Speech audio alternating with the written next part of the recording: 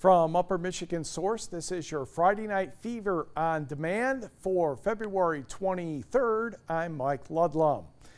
Basketball rivalries in high school on the boys' side. Last night, Battle of Delta County, and the Raptors were in the house. No. It's Gladstone at Escanaba. Picking up in the third quarter. Ben Willis, no. Jared Nash, yes. He had 19.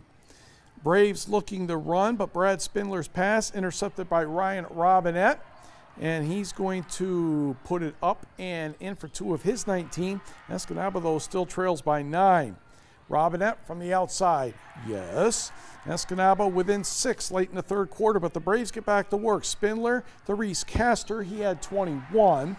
Spindler will have to pad his offensive rebounding stats here. Puts it up and in, he had 25. And Gladstone shares the Great Northern Conference part of the championship by the score 78-66. On the scoreboard, Iron Mountain bounces back from its loss to Ishpeming, 76-38 over Menominee. Foster Wonders at 25 and Marcus Johnson 24 for the Mountaineers. Ishpeming gets past Kingsford ever so barely, 55-52. Hart Holmgren 20 points for the Hematites. Luke Terrian had 25 for Kingsford. A low-scoring battle in the Copper Country. Westwood your winner thanks to outside shooting from Cameron Mason, 35-32 over Houghton. Calumet 65, Lakeland and Hubble 36. It was Jeffers 59 and Lance 42.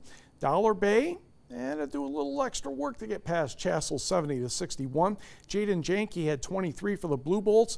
Aaron Barnes led a strong attack for the Panthers on senior night. Henry Menegos had 22 for Ontonagon, but the Gladiators on the short end of a 63-59 decision. Braden Tomes helped the Speed Boys cause with 18. Mason Saubert and Jacob Suzik each had 21 as Wakefield Marinesco turned back Ironwood 61-47.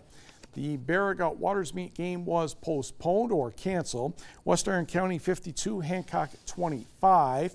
Beau Rondeau had 29. Superior Central beat Gwynn 65-51. Tucker Taylor and Austin Forbes combined for 43 for the Model Towners. And everybody scored for Munising in the 75-56 victory over Manistee. To Class D basketball, North Central, next door neighbor Bark River Harris, and Austin Papour gets the first basket of the game for the home team. Short time later for Bark River Harris, Hunter Deblock gets a nice pass and puts that one in. We're tied at 4. Ryan Arndt has had a darn good season for the Broncos, and he will hit this fade. The Jets, though, still led by 1. Trenton Schaff will be good for 3. Jets were down double digits in the second quarter, but came back to win 63-60.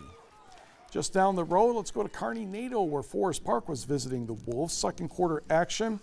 Jacob Francisco with the post move and the bucket. Trojans with an 8-point lead. Wolves with a run. Bo Kaufman will start down the lane, floats that one home off the backboard, and the deficit is now 6. Next possession for the Wolves, Riley Corrigan, Chase Linder. Everybody in the Linder family knows how to shoot a floater, not to mention a three-pointer. Game now tied at 19. Trojans back to work. Jonah Logan gets the ball and puts it up and in. Trojans up 21-19. Max Nyland will knock down a triple try. Trojans up by 7, but Kearney NATO comes back to win this one 51-50, despite the fact Nyland had 21. It was face painting night. At least I thought it was in Republic, Michigan, as the Hawks entertained Mid-Peninsula and coach Mark Brandstrom. Third quarter, Casey Ball for the Hawks, the reverse shoemate. Ahead to Colin Conklin, and the reverse layup is good, and the Hawks are up 22 at 38-16. Terry Brower recently went over the 1,000-point mark for his career. He gets the drive, the hoop, and the foul. Next for the Wolverines, Zach Englund will make a nice shot attempt, but it won't go in. He gets the rebound, finds Billy Carlson for 3. Mr. Carlson had about 4 of those in the third quarter to keep the Wolverines close. Jake Carlson, Rivers shoemate, a little bit of a screen. Nicely done on the jumper. And then Carlson will find Colin Conklin once again. He had 4 baskets at least in the third quarter. And the Hawks go on to win 63-48. On the scoreboard, Rapid River turns back North Dickinson 81-48. It was Detour 57, Newberry 56. We did get a score on Sault Ste. Marie. The Blue Devils were 9 better than Rudyard, 56-47. Brimley downs Pickford 59-36. Cedarville rolls to another win, 76-59 over Engadine. Did not hear from St. Ignace and Sheboygan.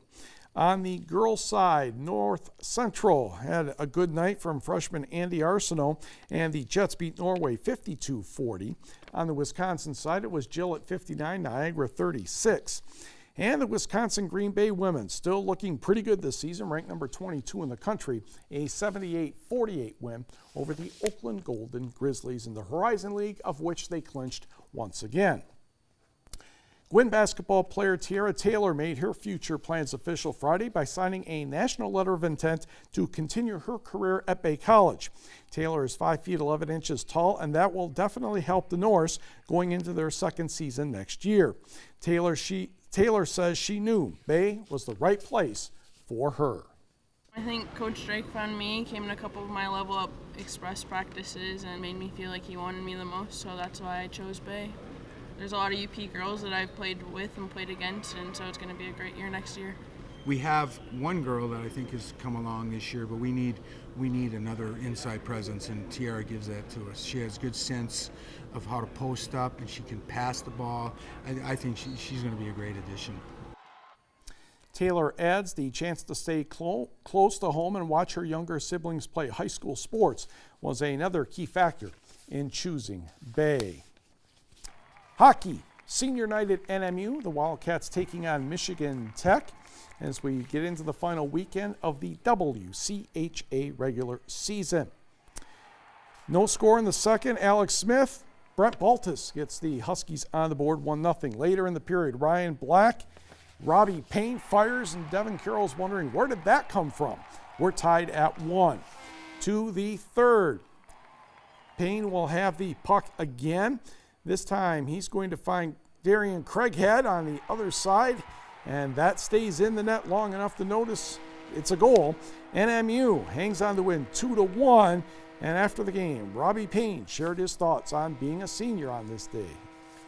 The crowds are like tonight's just a great night for us, and it was a big win for us tonight.